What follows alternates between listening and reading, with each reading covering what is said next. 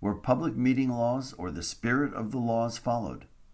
Was it a process transparent to the public? Why was this whole process so compressed?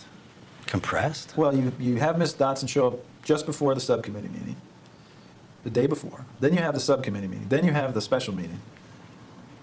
Yes. Why did it have to happen so rapidly?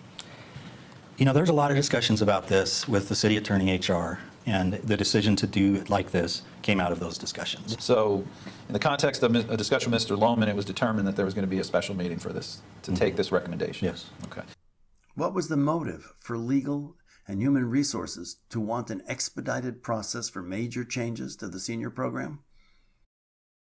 I'm just asking you whether you think it's appropriate for elected officials to make a decision about a recommendation that hasn't even been presented in a public session yet. Well, it would be if we had a quorum and we chose to discuss it. Who was on the senior program subcommittee? Commissioner Lewis and myself. They had quorum, right? It's possible. The final recommendation for the subcommittee vote took out the disclosure that social services was to be eliminated from the senior program. The recommendations became a public document less than 24 hours before the subcommittee meeting's vote on August 8th, 2017. The APRC did not disseminate the document to the public before the meeting.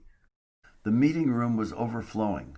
The public was given a short time for public comment. Speakers were overwhelmingly against the recommendations and wanted more time for public review. And there was a meeting on August 8, 2017 of the subcommittee. Okay. And you were at that meeting? There was a lot of public comment, and at that point, there was a lot of emotion. And it's my job, I'm an elected official, to listen intently and take it all in. I don't have to agree with anybody, but it's my job to listen, and I did. And I had never bumped into these people. So there was a large group that I had no idea that I was in town with these people. So it was kind of new to me. It was, as far as a whole different group that I didn't know. Shouldn't Commissioner Lewis have become familiar with the senior community at the center before voting on major changes? At the subcommittee meeting, Commissioner Lewis stated, "During the restructuring, there will be no essential services lost. All important services will be continued." Against public requests, the subcommittee went ahead and approved the recommendations. The next day, August 9th, 2017, special APRC meeting. Full commission met to approve the recommendations and put them into policy. Again, the meeting room was overflowing by the public, who were given a short time for public comment. Again, people overwhelmingly spoke against the recommendations and wanted more time for public review. And then the following day, there was a special meeting of the full Parks Commission, correct? And there was a certain amount of the same public testimony at the full meeting.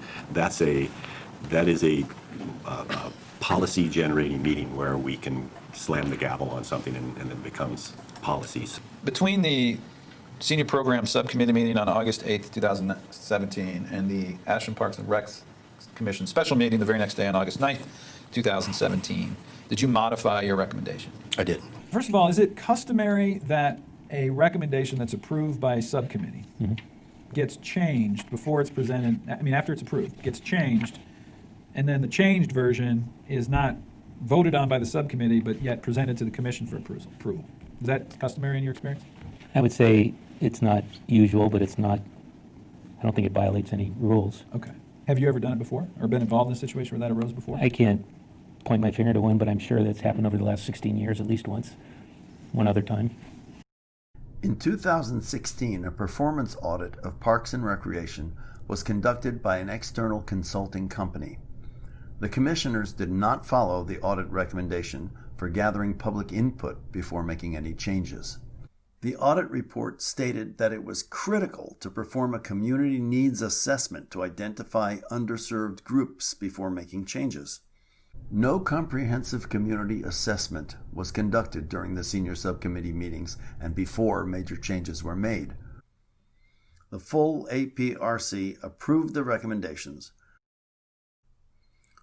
During the subcommittee meetings and recommendation considerations, The public was never informed that eliminating social services was an objective and an action item.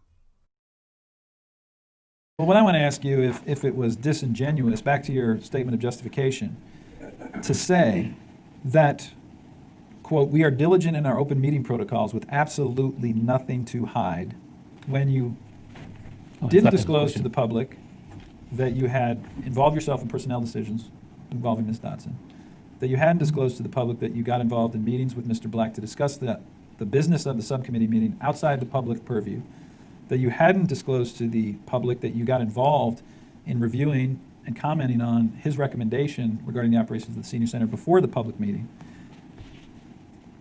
None of that was disclosed to the public. Right. You didn't disclose to the public that you had reviewed comments about the operations of the program outside the purview of the subcommittee meeting, that you had reviewed and discussed the business of the senior program subcommittee with your co-commissioner on it, Mr. Lewis, outside the public purview. None of that was discussed or shared with the public. Okay. So isn't it disingenuous to say that you had absolutely nothing to hide when you in fact hid those items from the public? They weren't hid.